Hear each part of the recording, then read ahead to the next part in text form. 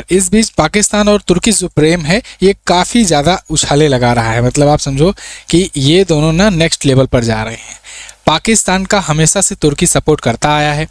तुर्की इस तर्ज पर सपोर्ट करता है कि पाकिस्तान एक न्यूक्लियर कैपेबल। टर्की पाकिस्तान के अंदर एक ड्रोन की फैक्ट्री बनाने जा रहा है और टर्किश ड्रोन्स वैसे भी काफी फेमस हैं और ऐसे में जो ड्रोन की फैक्ट्री बनाने जा रहे हैं वो लड़ाकू ड्रोन्स की फैक्ट्री है और कुछ 5th जनरेशन के जेट प्रोग्राम पर बात हो रही है। टर्की और पाकिस्तान का जो भी सहयोग है, कोऑपरेशन है, बहुत पुराना है और पाकिस्तान के अंदर एक बड़ी फैसिलिटी जो है जिसमें ड्रोन्स की असेंबल करने की ये बात की जा रही है और ये अंकारा के द्वारा यानी कि टर्की के द्वारा अपनी डिफेंस इंडस्ट्री को एक्सपेंशन की ओर ले जाने के लिए एक मुझे लगता है कि एक बड़ा स्टेटमेंट है। पाकिस्तान के अंदर ही ड्रोन की फैक्ट्री लगाने जा रहा है।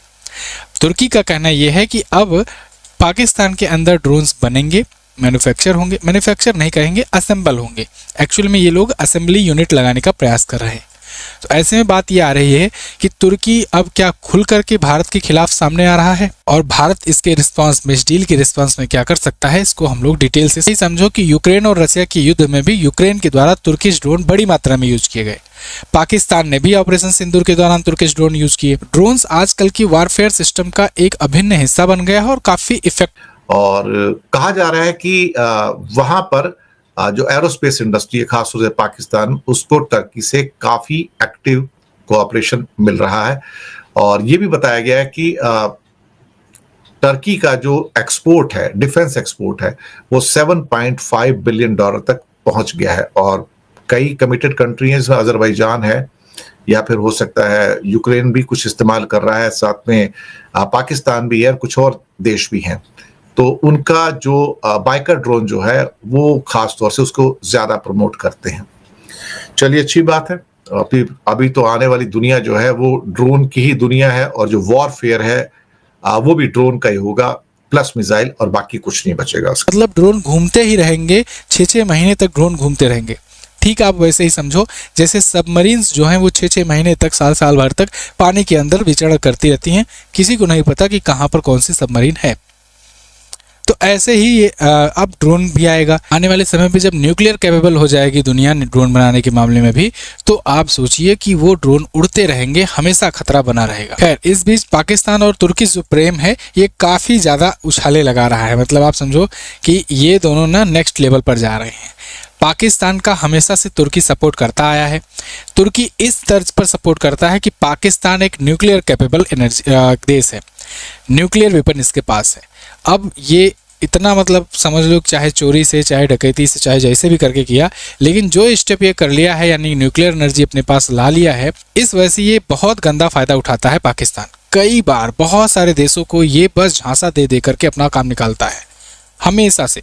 आपने अभी देखा सऊदी अरब से इतनी बड़ी मेगा डिफेंस डील हुई है, उसमें यह हुआ है कि जब भी हमारे साथ कोई घटना होगी, कोई हम पर अटैक करेगा, तो वो सऊदी अरब का अटैक माना जाएगा और सऊदी अरब उस पर अटैक करेगा या फिर सहायता करेगा बैकएंड से ही। ऐसे इसी बीच सऊदी अरब पर अगर कोई करता है तो फिर पाकिस्तान उसका सपोर्ट करेगा। सऊदी अरब तो पैसे के दम पर अपना करा लिया, वैसे भी वो जल्दी युद्ध में पड़ना नहीं चाहता है, धंधे वाला कंट्री है, तो वो कोशिश करता है बस हमारे पास पैसा आता रहे। अब इसी बीच अगर तुर्की का पाकिस्तान के साथ गठबंधन रहेगा बढ़िया से, तो तुर्की को नाटो से उधर सुरक्षा मिल ही रही है, साथ ही साथ में पाकिस्तान से न्यूक्लियर वेपन की सुरक्षा मिल जा रही है, और तो और तुर्की को एक कस्टमर मिल जा रहा है, एक ऐसा कस्टमर जो हमेशा युद्ध में पड़ा ही रहेगा। क्या है ड्रोन, कौन सा है, इसको जानते हैं। ये जो ड्रोन आ रहा है ये है बयाकर TB2 ड्रोन। बयाकर TB2 ड्रोन ये काफ़ी ज़्यादा अपना इफेक्ट दिखा चुका है यूक्रेन में। यूक्रेन और रसिया के युद्ध के दौरान यूक्रेन को काफ़ी सपोर्ट किया था और रसिया के बड़े बड़े टैंक्स जो हैं और मिसाइल्स वगैरह, जहाज़ वगैरह, शिप वगैरह, ये इस ड्रोन से मार गिराए गए। इससे रसिया को अच्छा खासा नुकसान हुआ है। इसके अलावा ऑपरेशन सिंदूर में भी इसने पाकिस्तान को यही ड्रोन दिए थे। हालांकि वो 4 ही दिन का युद्ध चला, इसलिए भारत को नुकसान नहीं हुआ, लेकिन आप समझ लो जब बड़ी मात्रा में आएगा तो फिर काफ़ी नुकसान पहुंचा सकता है।